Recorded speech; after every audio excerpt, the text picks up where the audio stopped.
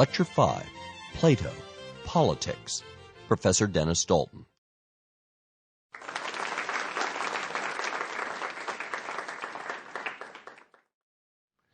In this lecture on Plato's theory of politics in the Republic, we'll be looking at one of the foremost philosophers of all time. He was born in 428 BC, which means that he lived 2,400 years ago. He was inspired by another great philosopher, his teacher, Socrates. He founded the Academy at age 40 in order to set forth his ideas, and during that time he wrote The Republic, his most famous work and the major announcement of his entire political philosophy. It was Alfred North Whitehead, a professor of philosophy at Harvard, who perhaps with some exaggeration said that Plato's philosophy is so encyclopedic that the whole of Western philosophy can be seen as merely a series of footnotes to Plato. Now, Plato's purpose in writing the Republic was to bring philosophy to politics, to uplift politics, to inject into politics vision and character. And as he set forth these ideas, he manages to expound some of the truly great concepts of Western tradition, and those ideas were of justice and of goodness and beauty and truth, but perhaps above all of power. And as we treat Plato and then Aristotle and then after that Hobbes and Locke, we'll be focusing increasingly on the idea of power, because this is, of course, at the center of political philosophy. The Republic begins with the question, what is justice? And slides into more and more consideration of power. It's done in the form of a dialogue between Socrates and a number of his friends and adversaries. And there are three main responses in the first part of the Republic to this key question, what is justice? The first response is given by one of Socrates' young friends, Polemarchus.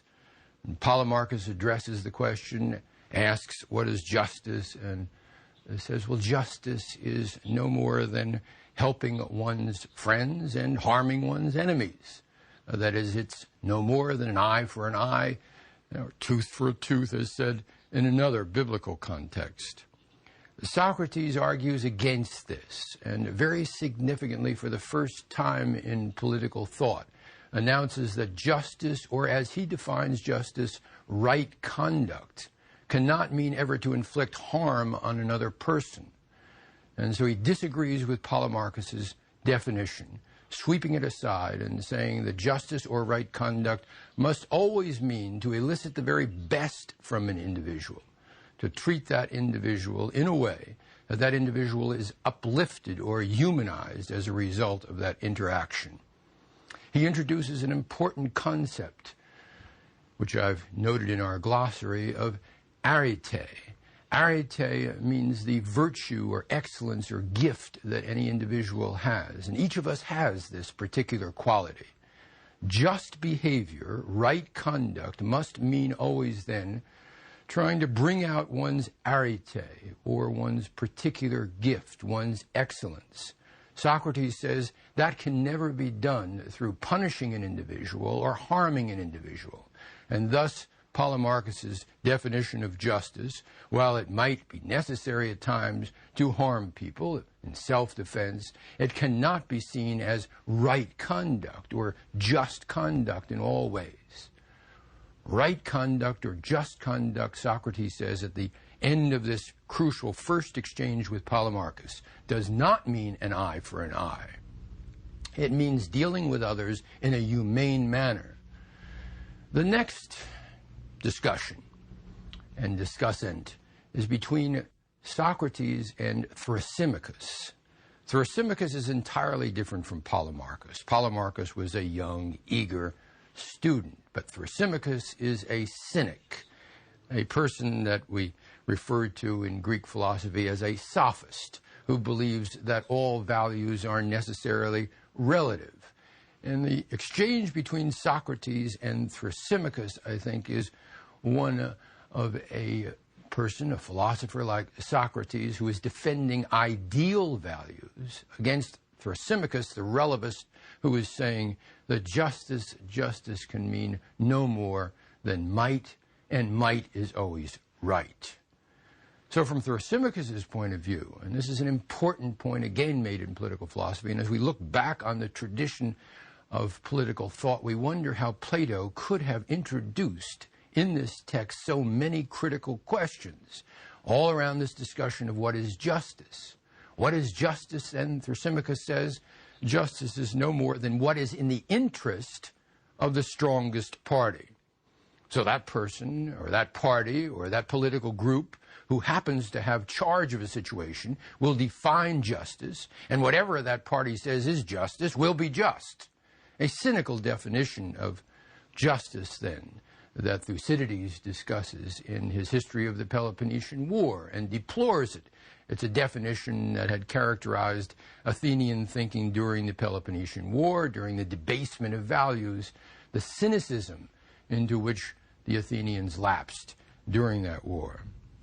Socrates says, Thrasymachus, this cannot be justice. It can't be right conduct to interact in this way, that is, to insist that might is always right, that the stronger must always prevail. Just behavior means something more than that. And at this point, Socrates makes an analogy which is critical for the Republic and something which we must reflect on. And the analogy, the first of a series of analogies that he'll make, is between the politician and the physician, or the political leader and the doctor. The politician, Socrates says, must be held to certain standards, just as the physician is held to certain standards. What we want in politics is true professionalism of the kind that we have in medicine. We want a kind of Hippocratic oath, then, for politics. Remember that Hippocrates was living during the time of Socrates and must have influenced Plato's writing in this respect.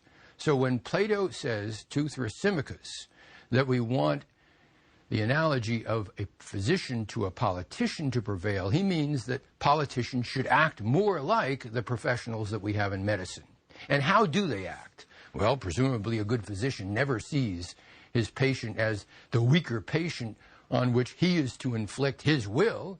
That is, the physician sees his client or his patient as one to be regarded with humanity, to be considered with genuine interest. And therefore, if doctors, good doctors, were the models and to set the standards for politicians, we'd have in politics a much more humane practice. We'd have a professional practice.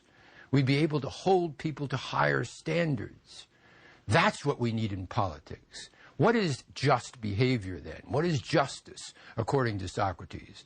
Justice is a kind of human relationship that it's characterized by what ideally we find in the relationship between the good doctor and the patient.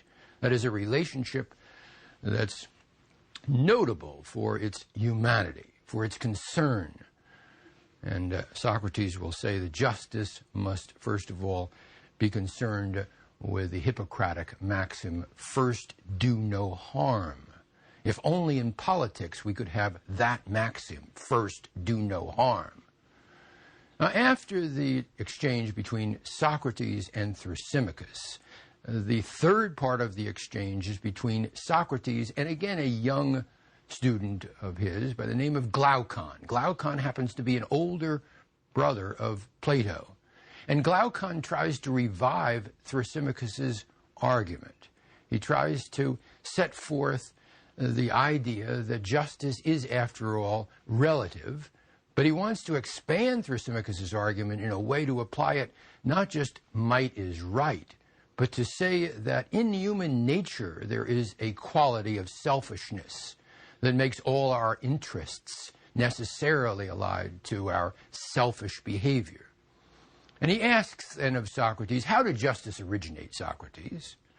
And Socrates says, well, Glaucon, you tell us how it originated.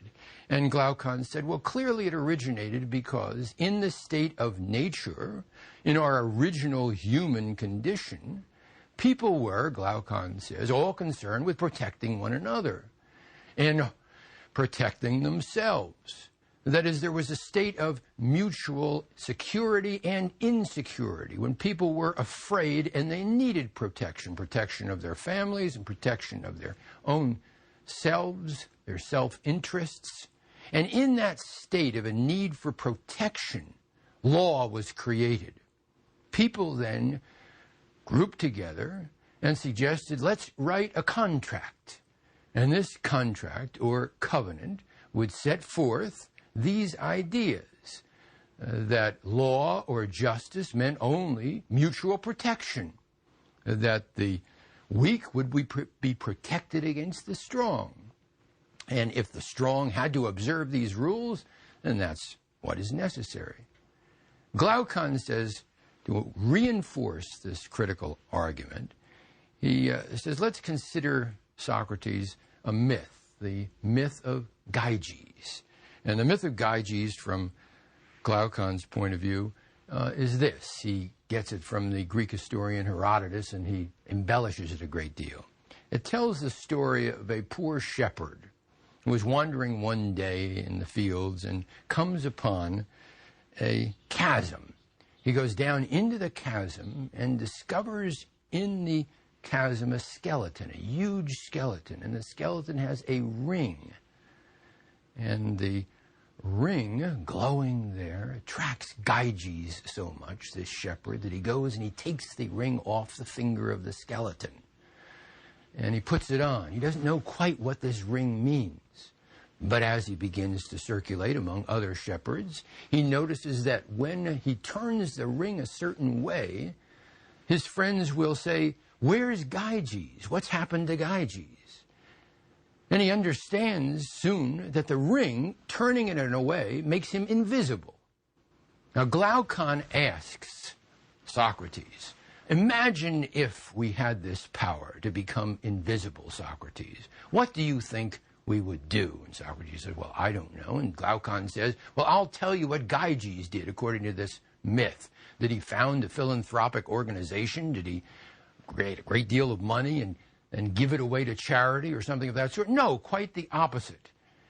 With his invisibility, he managed to maximize his own interest to the extent of getting into the castle, murdering the king, seducing the queen, and seizing the throne.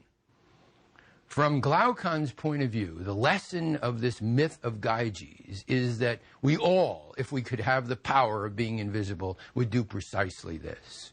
We would all become like Gyges, selfish and greedy, but above all, lusting for power. And that seizure of power, that will to dominate, that desire to prevail, that's in all of us. What is justice then? Justice is no more than a contract that keeps people under control, that offers protection from Gyges and that kind of behavior. Justice is then an agreement that people make so that if there are others who become more powerful, then these people will have to abide by the interests of all. Justice is law, but law is contrived. There's nothing transcendental in it. There's nothing particularly moral. There is only this, protection against those who may be stronger. Now that's the conclusion of Glaucon, and Socrates responds to it. And Socrates' response takes us into the rest of the argument of the Republic. Socrates argues that we can't all be seen as Gyges. Is there a Gyges gene, a dominant gene in all of us that is selfish and greedy and lustful? He says to Glaucon, this is the worst way of viewing humanity. We must try to elicit the best from people and not look to their worst. We must try to define a common interest, not just a selfish interest, and that common interest is that justice should prevail, that the good state certainly will emerge. How will this good state emerge, though, from Socrates' point of view? Well, he says there must be, and he's speaking now to Glaucon and Thrasymachus and Polemarchus and Plato and others who are there, there must be three reforms, or waves of change. He calls these 3 tidal waves of transformation that must sweep over the corrupt polis, transform it into something new and better and right and true. And these 3 waves of change, according to Socrates, are first of all to make women and men equal in terms of their qualifications for rule.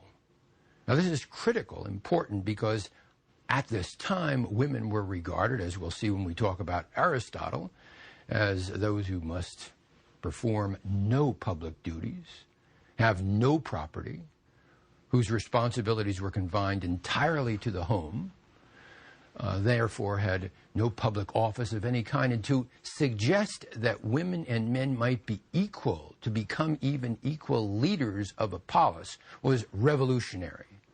Why does Plato want to do this? Well, as Woody Allen once said about the advantages of bisexuality, he said we can immediately double the number of potential partners that we could get on a Saturday night for a date. Plato is certainly looking to the female population here as people that he can recruit, individuals that he can use.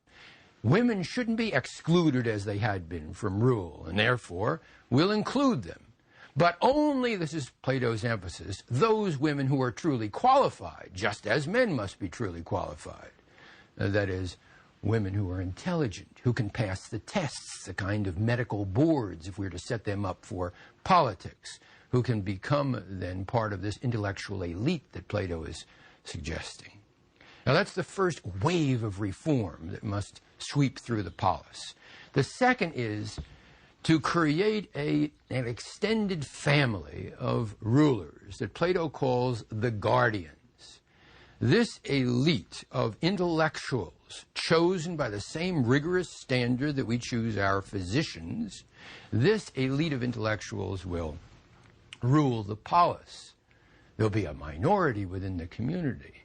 And in this extended family, 2 major reforms will be undertaken. First is that these guardians will not own property, and that deprivation of private property is key, because from Plato's point of view, to abolish property is necessary. The abolition of property means the abolition of greed and lust and possessiveness and all the rest among his leaders. And then after that, the nuclear family itself will be abolished.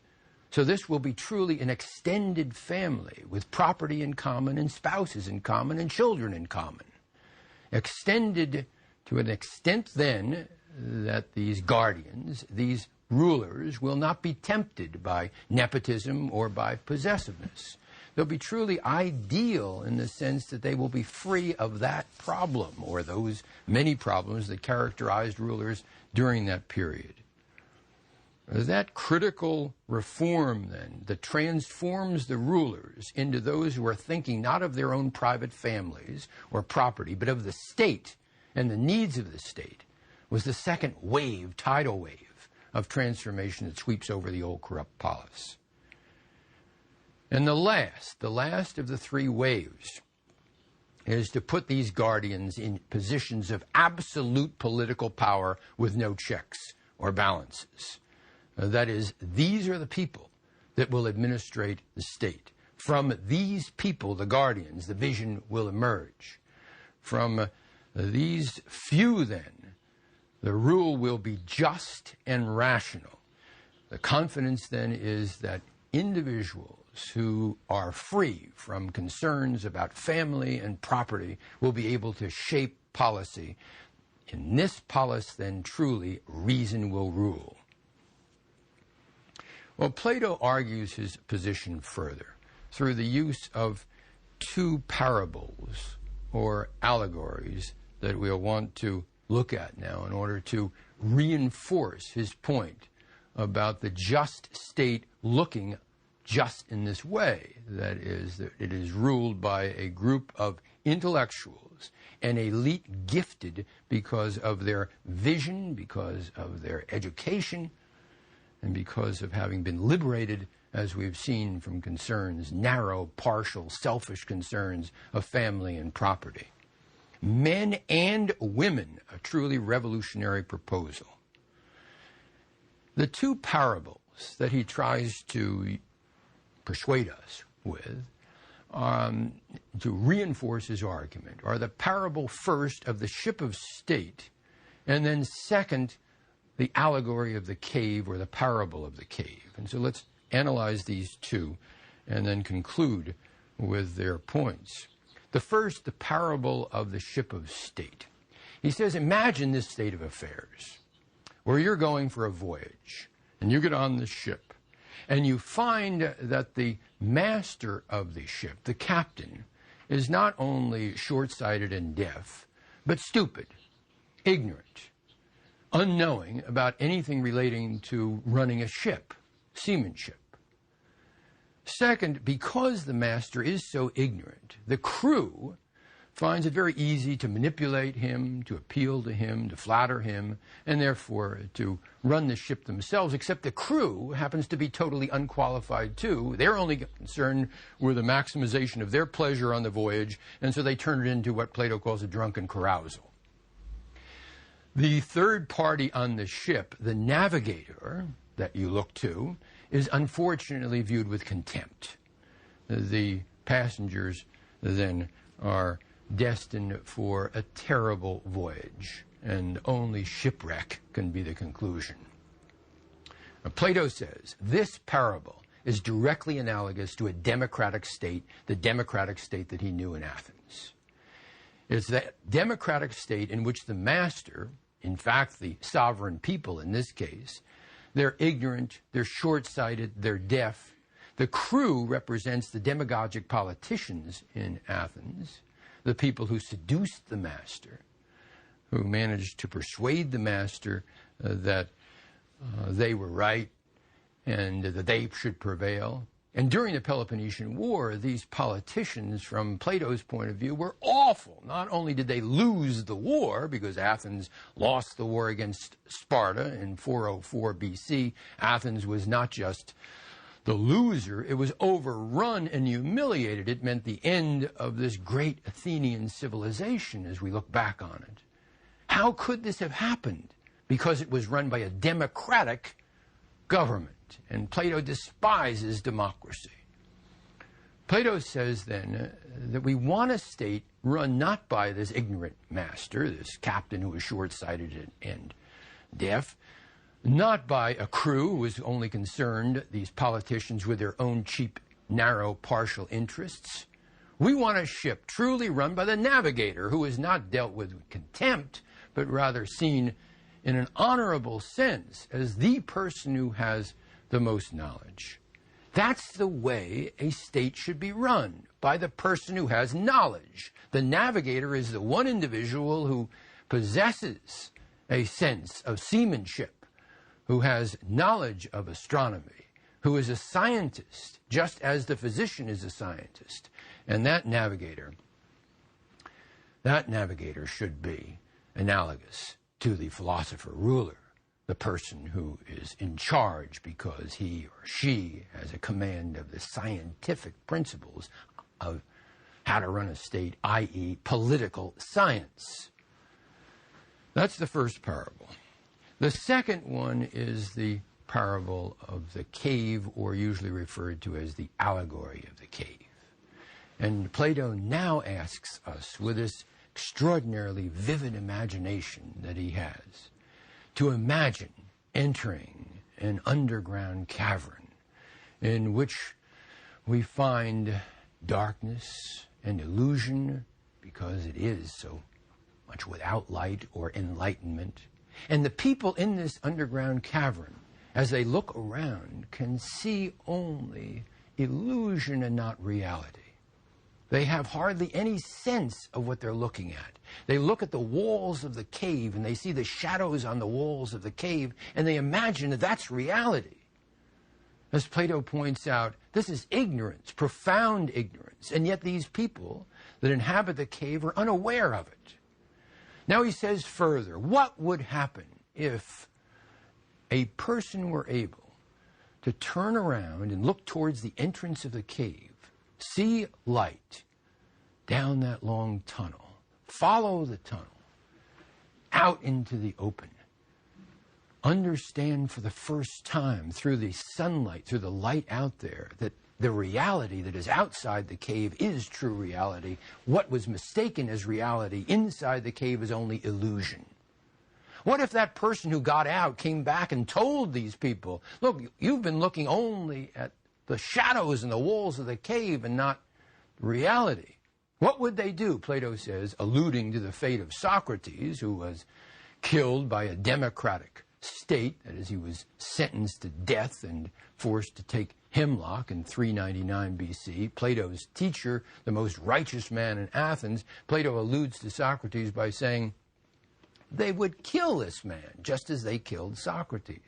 So the person with the truth, the person who has seen the light, the person who has a knowledge of ultimate reality, he comes back into the cave and he's murdered.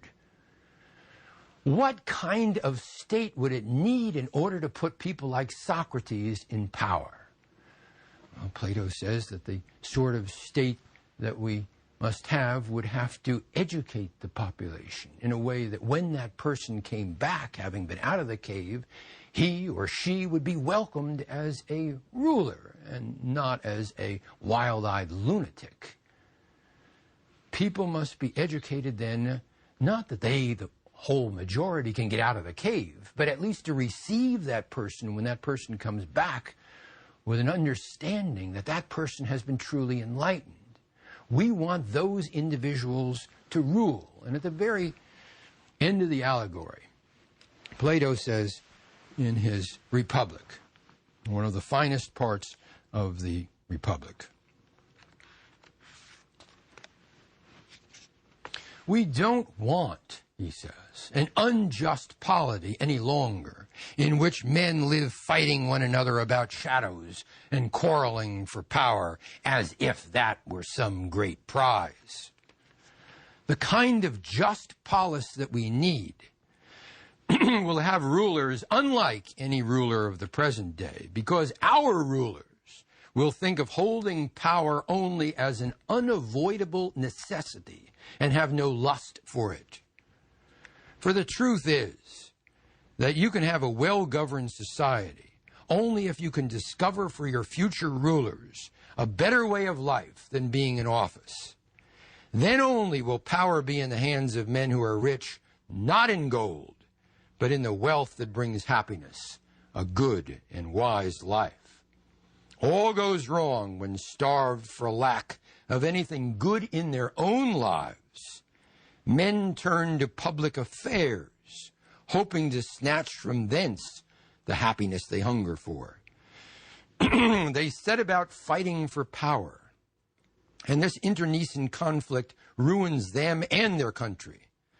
The life of true philosophy is the only one that looks down upon offices of state, and access to power must be confined to men who are not in love with it. So whom else can you compel to undertake the guardianship of the Commonwealth, if not those who, besides understanding best the principles of government, enjoy a nobler life than the politicians today and look for rewards of a different kind? And notice the points that he makes in this critical paragraph at the end of the allegory of the cave. First of all, it's the view of power that is all important. One must not lust for power. One must receive power as an obligation, as a responsibility to the whole state, to use it because there is a common interest and not a selfish interest involved. It's the question of power here that is at the fore. Plato believes now in a concentration of power among these few, this elite on top, it's true. But this elite will look at power in a different way. That is, they will look at it in a disinterested way. They'll see power as a responsibility and not as an object to be acquired. When Plato says that the problem today is that people are starved for lack of anything good in their own lives, and then they go into politics, he's making a critical point, and that is the political leaders that we want must be individuals who have integrity and character, who have discovered their arete as being that of political leadership, and enter politics precisely because they understand that this is a noble profession comparable to the profession of medicine. When we look to Plato, then, we look to a philosopher of power, and he is to be acclaimed as the first political philosopher who sets forth power as a noble enterprise.